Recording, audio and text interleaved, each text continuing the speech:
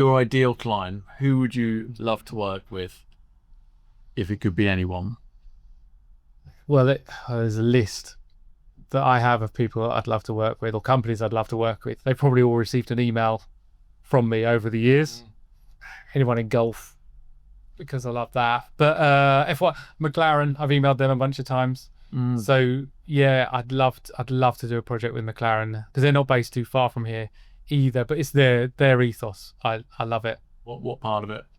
Well, I remember years ago watching a documentary on Ron Dennis, who was the CEO there, or whatever his title was, and his attention to detail was unbelievable. And I love when we get to work at that level of detail, when people care about that and they'll invest in that level of detail.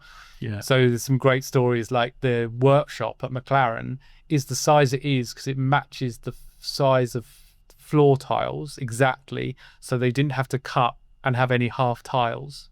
Cool. And that was led by him.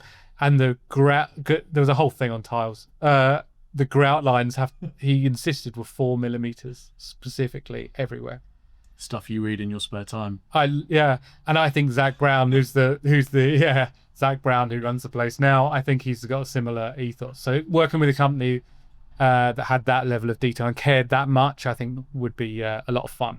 Our project managers might not love me for that, but I'd love it. Cool, thank you very much. And then the probably the last one, dream guest for this podcast, other than presumably flipping this round and interviewing me. Right. Yeah, more time with you is what I'm after. Dream guest, someone from sport, probably. I quite like my sport. So I'm always interested. I always read biographies, and I quite like the coaches ones because I'm interested in that. So and I've banged on you about that many, many times. This is going to be more marginal gains.